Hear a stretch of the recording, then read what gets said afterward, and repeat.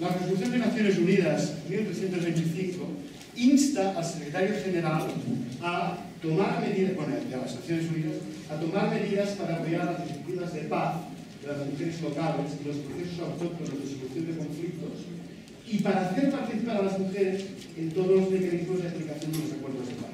Porque a menudo se olvidan de ellas. Las paces las hacen los hombres y no se acuerdan de las necesidades de las mujeres y de su enfoque del conflicto. Luego volveré sobre esto. ¿Ustedes conocen esto? ¿Lo han visto? Esto hace más de un año que existe. Es un informe brutal de recopilación de los testimonios de mujeres en el conflicto colombiano. ¿Lo han visto en los medios de comunicación? Pues eso está bien. Si no, hay que verlo más. Eso es bueno. O sea, exploramos, estamos en el punto de exploración del conflicto para encontrar puentes. Y hablando de las mujeres, pero pueden haber otros puentes, ¿no? El general Freddy Padilla, que es un señor ahora retirado del ejército colombiano, contó en mayo que nadie lo sabía en aquel momento. Y yo no lo he visto publicado, y creo que nadie lo sabe, excepto quien ha estado en mis charlas o en aquella conferencia. Que existía una carta común de presos de las FARC y presos militares que se encontraban en la picota a favor del proceso de paz. Fíjense qué interesante.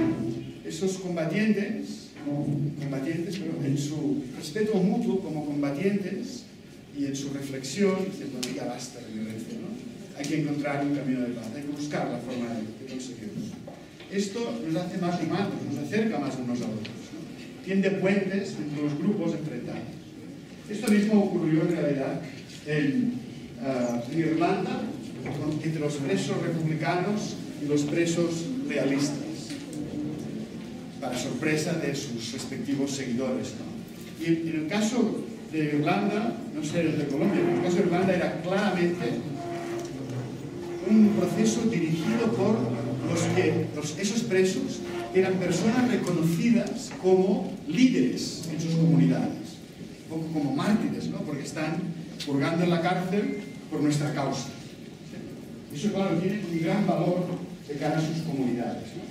Bien, lo habitual no es esto. Lo habitual es, lo más fácil, hablar de cómo la gente se mata, hablar de la confrontación, hablar de las discrepancias, ¿no? Sobre todo de las discrepancias. Eso es el periodismo de guerra.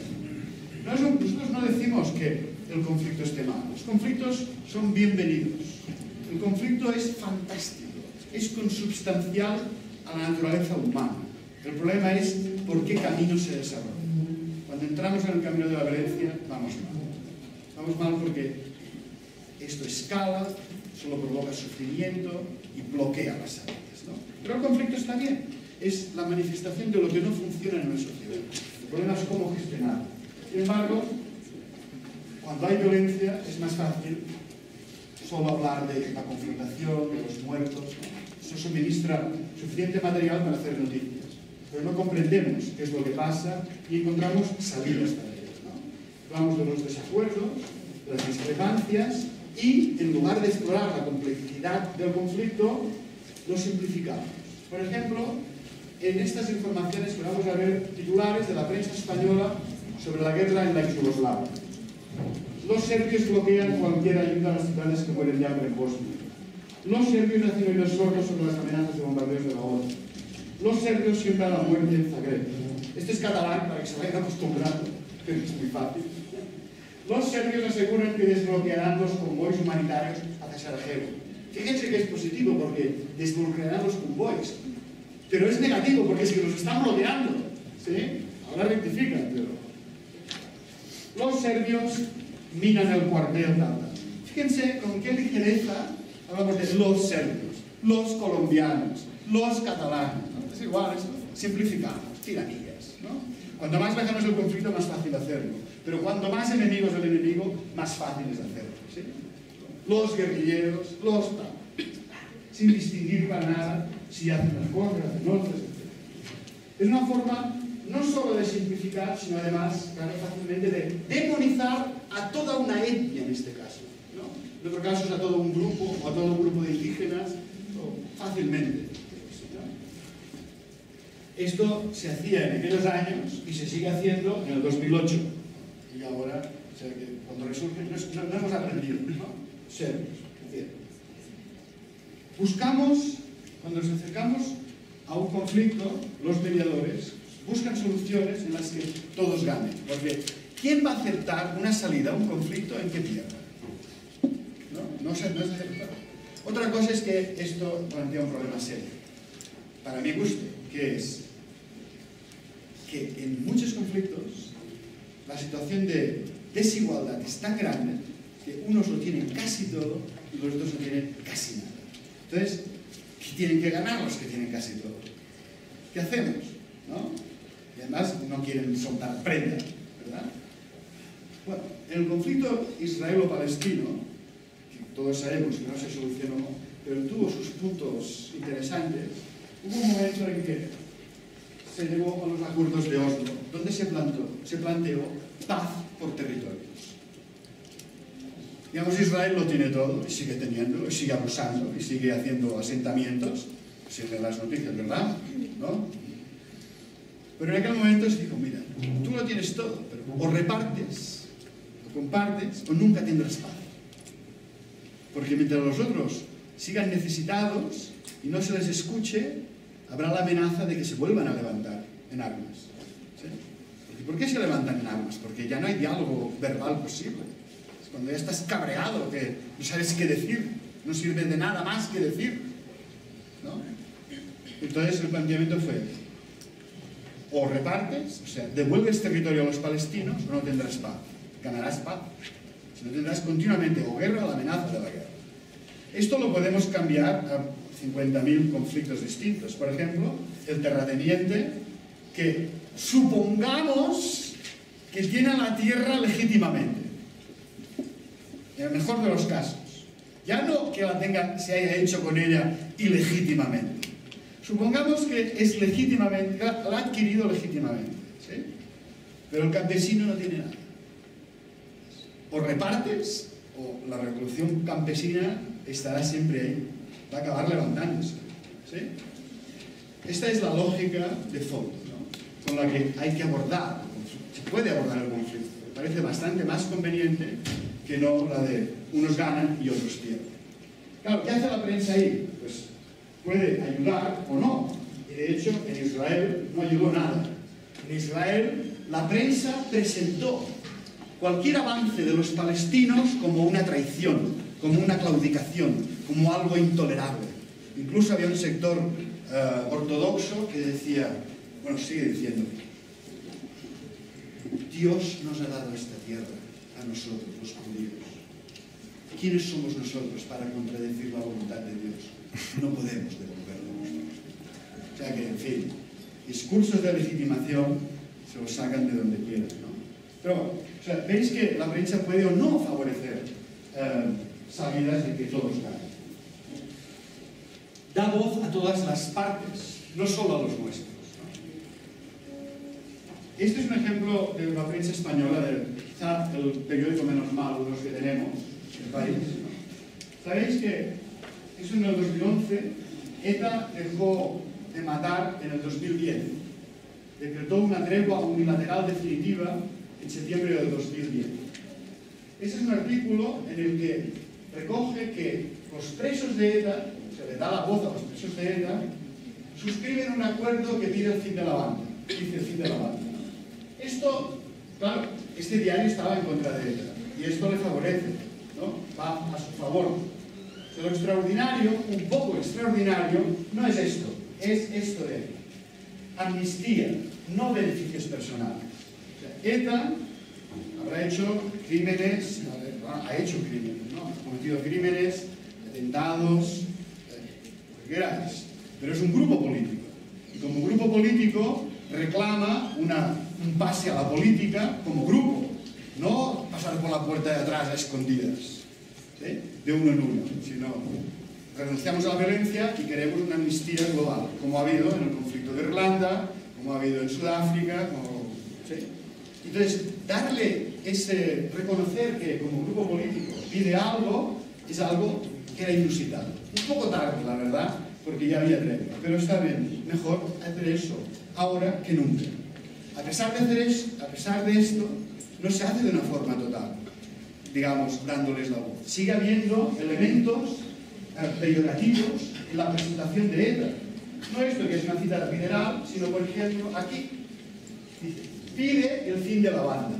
Os puedo asegurar que el comunicado de ETA no dice el fin de la banda, porque banda es otra de esas elecciones léxicas que hemos visto antes, que despolitizan a ETA. ETA es una elección política. Una banda es Bonnie and Clyde o los Juanes, ¿sí? Pero ETA no. Los 500 tíos o 1000 o los que fueran es un grupo político. El grado de intoxicación política de una parte importante de la prensa española en el tema del País Vasco es tan grande que hasta cuando hablaban de las FARC, había prensa que decía la banda terrorista FARC. Por favor, es FARC una banda, ¿no? Y luego lo de terrorista es otra cosa que hablaré después. Pero terrorista, bueno, no, hablaré después, lo voy a hablar. La palabra terrorista, podríamos ponernos de acuerdo entre nosotros de qué es terrorismo, ¿no? Ya les puedo decir que yo solo aceptaría el término terrorista para atentados indiscriminados contra la población civil. ¿Sí? Solo eso. Lo demás son actos de guerra. Más o menos de actos de guerra. Y no digo que no se pueda decir. El problema es que hoy el uso de esa palabra deshumaniza al que se le otorga esa palabra. Lo desprovee de su calidad, de su cualidad también política, por poco que nos guste. ¿Sí? Lo hace demonizado e intratable. Con él no se puede dialogar nada. Y eso siempre es, desde quien tiene más poder a quien tiene menos. Porque puestos a pensar quién lo es, podríamos empezar por una lista larga de gobiernos o de partidos que están en el poder, que han aterrorizado a la población civil. Pero con eso no se utiliza la palabra terrorista, ¿verdad? Entonces, o para todos o para nadie. O sea que mejor no utilizarla. Terrorista es una palabra demonizante, bloqueadora de la negociación, del diálogo y deshumanizadora del enemigo. Bueno, sigamos. En lugar de dar voz a todas las partes, solo hablan los nuestros. Hacemos propaganda con el resto y dinamitas, ¿no? Ve el conflicto como una posibilidad de avance creativo en nuestra sociedad, para resolver los problemas que plantea. No demoniza el conflicto. El conflicto, como he dicho, estaba bien, ¿no? Cuando tenemos un conflicto, la gente se pelea, ¿no? Está ahí un plano de confrontación donde hay violencia, muertes, secuestros, extorsión, lo que sea, ¿bien? Pero eso no ha nacido porque sí. Esto ha nacido porque había una situación determinada de desigualdad en el acceso a la riqueza, a la libertad. Hay un abuso de poder de algún tipo, ¿sí? Que genera una violencia cuando no se resuelve. A veces, este conflicto subyacente encuentra un intento de regulación mediante leyes. Esto para ti, esto para mí. Este derecho tuyo, este derecho mío. ¿Está? Pero cuando eso no sirve, explota y se manifiesta violentamente. Esto hay que contarlo. No basta con contar esto de aquí. Hay que contar de dónde viene el conflicto y qué intentos había de regulación y si eran buenos o malos. Y bueno, cuando son malos ocurre esto. Porque no se puede olvidar que la ley no viene de Dios ni de ningún lugar de estos. La ley es una cristalización de las relaciones de poder, o de las relaciones de fuerza, en un momento entre bandos opuestos, en un momento determinado de la historia.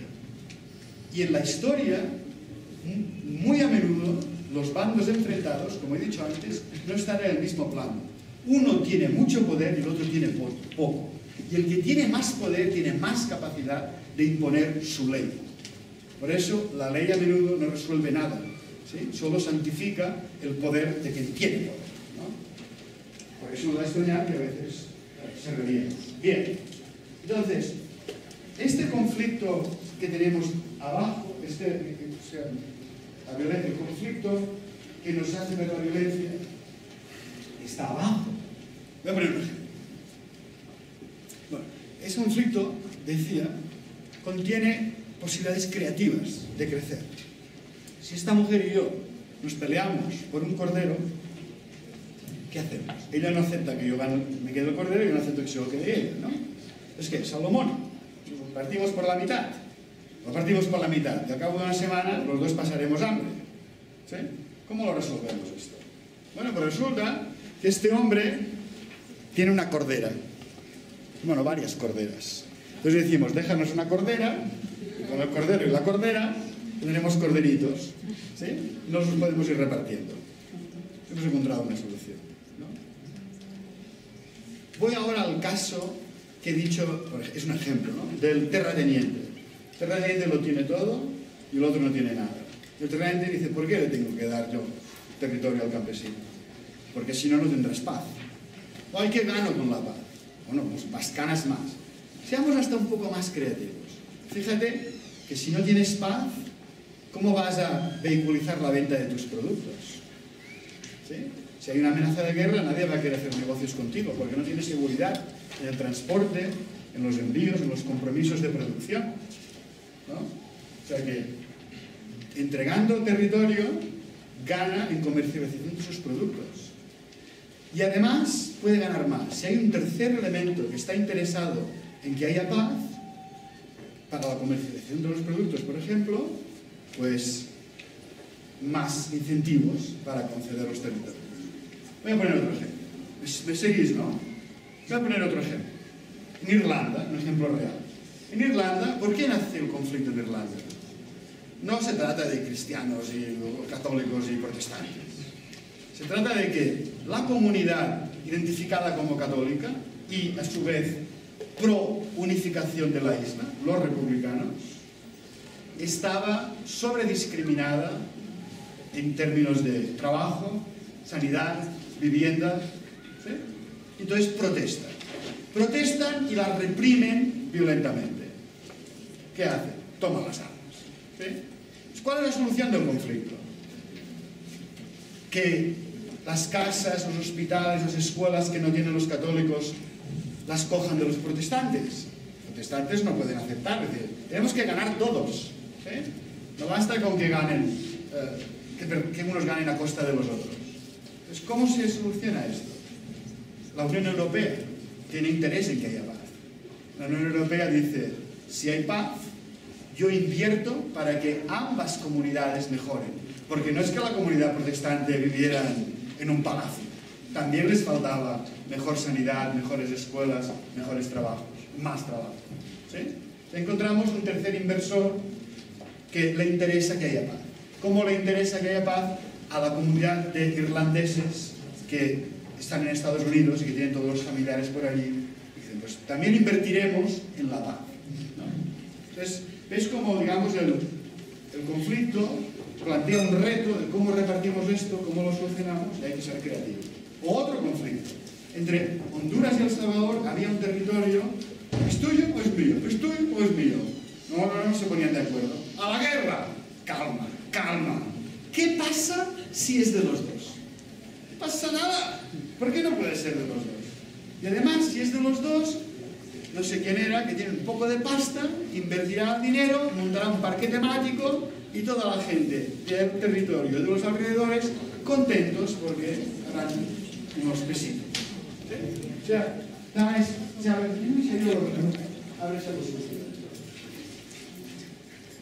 bien. Sin embargo, cuando hay violencia, cuando hay guerra, no podemos empezar a discutir sobre el corderito y sobre el comercio. Porque como me estás apuntando con un fusil o con una bala, si no te paro, me matas y ya no hay nada que discutir. Entonces, en la guerra, el otro se convierte en el problema. No la falta de agua, de cordero o de tierra para el campesino. ¿Sí? Pasa adelante el otro como enemigo. Entonces, ese otro es demonizado. En realidad no es el problema el otro. En realidad es la guerra, como es esta pintada de la Candelaria, ¿no? Las balas, es decir, la guerra no deja escuchar las ideas. No nos deja hablar de cuál es el problema y cómo lo vamos a resolver. ¿No? ¿Habéis visto esta pintada? este es un caso de demonización, como hemos visto antes, del otro. Pero esto también no es el artículo que dice que millones de colombianos en el 2011 se manifestaron contra las FARC. Es la pancarta. FARC asesinos. No os sorprendáis por lo que voy a decir. No existen los asesinatos. Las personas son personas que a veces cometen asesinatos. Pero no existen delincuentes. Existen personas que cometen delitos y pueden no cometerlos. No existen nada de estas criminales. Hay personas que cometen crímenes. Esa es la filosofía del derecho, la filosofía con que hay que abordar la dimensión humana. Sin embargo, cuando le ponemos la etiqueta asesinos, reducimos toda su complejidad como actor político y como ser humano a la condición de asesino. Y ponemos en él el problema. Ellos son el problema. Y no es así. Ellos no son el problema. Ellos son también seres humanos que tienen sus derechos y que están haciendo algo por algún motivo. Esto pasó aquí en Pancarta, pero no es patrimonio de Colombia. Esto ha pasado en otro caso que tampoco les va a costar. Boko Haram. Hace unos meses, este grupo secuestró a 300 chicas. A todos nos dolió decir, ¿qué hacen estos tíos? ¿No? Pero la solución no es destruye Boko Haram. Claro, es comprensible que las madres y los parientes les salga eso del corazón. Es comprensible, ¿no? Pero que sea comprensible no significa que tengamos que informar de ello sin ningún punto de vista crítico, ¿no? Si lo hacen, hay una historia que explica por qué hacen eso. Claro que no deberían hacerlo, pero hay que actuar sobre las causas.